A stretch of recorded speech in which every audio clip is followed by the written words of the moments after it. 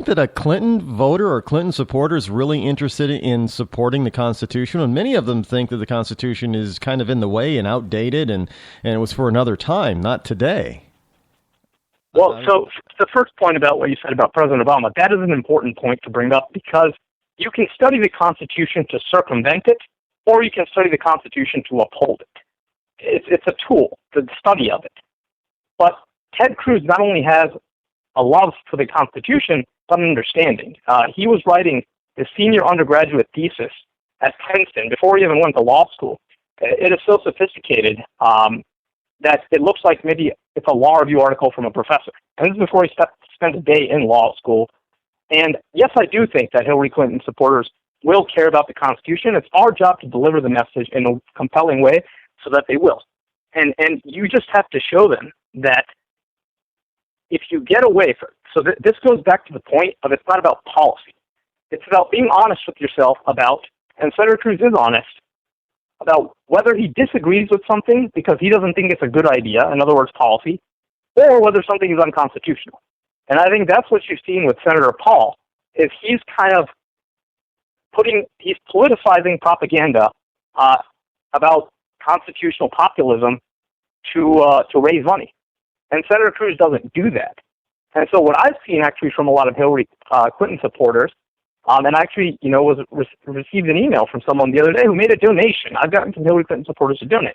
They said, I don't necessarily always agree with Ted Cruz, but he always stands on the principle, and that principle is always unwavering. It's consistent. It's the Constitution is the touchstone for every question. And so what you have to show the Hillary Clinton supporters is, look, you may think that, gay marriage, for example, is a good idea. You may think that gays ought to have the right to marry, and there's nothing inherent about,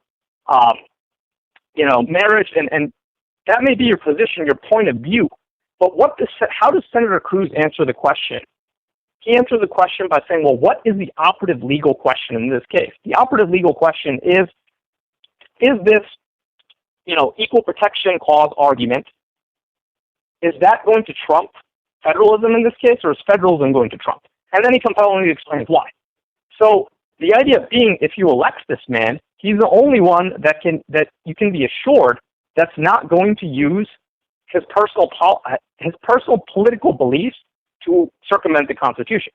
Because Senator Cruz, until a year and a half ago, his life from early childhood, and based on his father fleeing Cuba from an early age, and the precious price he almost paid with his life fighting for liberty, places the greatest value on constitutional fidelity.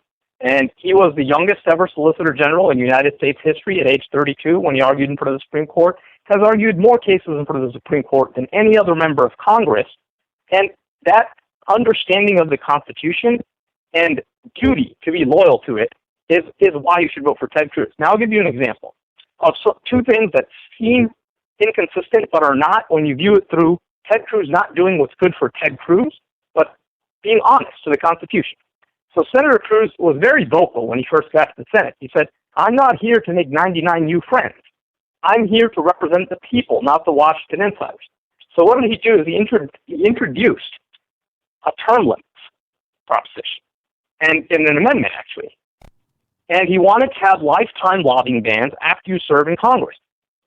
Now, this seems like a very good idea to 95 or 98% of people outside the two parties. Just like living within our means and not spending our children's money seems like a very good idea. And so when you actually boil down what Senator Cruz's positions are, they're number one, abiding by the Constitution. Number two, living within our means. Number three, putting America on the world stage as a power that asserts itself when it's necessary to self-defense, but not to build democratic utopias in other states. So you saw the Republican contenders get the question about the Iraq War. Jeb Bush fumbled it for about a week. Marco Rubio stumbled and changed his answer. Ted Cruz said, absolutely not, I wouldn't have gotten into Iraq knowing what we know today. That's a gimme. It was predicated on a premise of intelligence that didn't hold up. So he's clear and he communicates in this compelling manner. And I think that when you really look at what he stands for, which is constitutional rights, living within our means, these are things that are going to unite everyone, libertarians, Democrats, Republicans. I think that his greatest challenge for Senator Cruz is going to be going directly to the people And I think that in the age of social media, with such an active army of grassroots supporters, people the most currently vocal involved are currently running. So, yeah, I mean, don't you think that his message might get a little watered down? Or I mean, we just had the 10th person jump in today, Rick Perry. So that's a very large. This is the largest field that I can remember in my lifetime, and a good number of them, are potential front runners. I mean, I don't get me wrong. Senator Cruz is a very well-spoken man, but we also have to understand that our press is the lamestream media, and they always try to do what's best for the Democratic Party. They're a mouthpiece for them. So often they don't let the Republicans, no matter who they are, fully be heard out there. So I was just kind of wondering, how is Senator Cruz, and I have a follow-up question. How is Senator Cruz going to get himself, keep his head above the fray or the waters to be heard when there's a field of candidates of 10, and the lamestream media just doesn't like to cover Republicans? Sure. So first, speaking to your point, thanks for having me on your show, because that's why it's so vital, is for me to be able to get this message out to all of your listeners, so the message doesn't get watered down. So that's precisely what I hope to do today. But the second thing is that I think that Senator Cruz has a lot of things going for him that other candidates don't. And I think that history repeats itself a lot, and history is a great teacher in this case. So, and by the way, the last time I spoke with Senator Cruz, I just asked him the exact same question that you asked me, more or less worded slightly differently, and his response was as follows, pretty much. He said, look, in 1978, do you know what everyone was saying about Ronald Reagan? They were saying kamikaze cops. Do you know what headline they used, New York Times, for Senator Cruz? Some 20-odd years later. The exact same headline. So the Reagan was viewed the exact same way by many people as Senator Cruz is. And we've seen that worked. Why? Because, number one, Ronald Reagan had a disarming sense of humor and charm. Okay, and this goes to communicating with people. Senator Cruz has the same sense of disarming humor and charm. When I asked him this question, he smiled, and he goes, the media has this caricature of Republicans tradition. We're either stupid or we're evil. And, I'm kind of flattered because they came up with a third one for me, and that's that I'm a wacko bird. They're so scared that they're calling me crazy. And he said, I forgot, he chuckled and he said, I forgot the dynamite strapped to my chest in the car. And then he answered the question by saying, look, I'm going to go directly to the voters just like Reagan did. And that's why these debates are going to be so important, because in a crowded field, like you said, with so many people, what's going to really move people? You see polls here and there, but there is no really front runner right now. That's pretty much accepted. We still have other people that are going to be jumping in, but here's another problem for Senator Cruz, and that's the fact that he's a senator. Now, that's not necessarily a bad thing. I actually don't think, Rod. I would say the opposite, and I'll let you finish, but then I'll explain why. And we know that throughout history of our country that some of the better presidents have been governors or military men or both, but we have 4 current senators running right now. In Cruz, Paul, Rubio, and Graham, and we have a few former governors in the race. So considering that people are kind of wary of the senator that is now occupying the White House and having a Democratic front runner on the Democratic side, well, there's 2 of them actually that are senators, Senator Clinton, Secretary of State, and Senator Sanders. I mean, do you think that might pull him back a little bit, that he's got that legacy of being a senator and not a governor and not a military general and not a CEO of a big corporation? Absolutely not.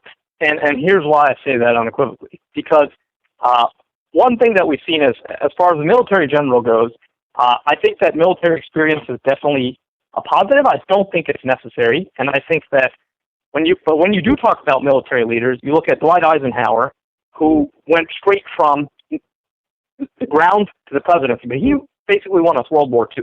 So you have one candidate, at least amongst this crowded field that you're talking about, Dr. Carson, who I just don't believe is going to be able to make any traction in this election because of that complete lack of experience in government which, as we've seen from the dysfunction junction in Washington, is vital. You need to understand what cloture means. You need to understand all the nuances. You need to understand the Constitution, and so that's important.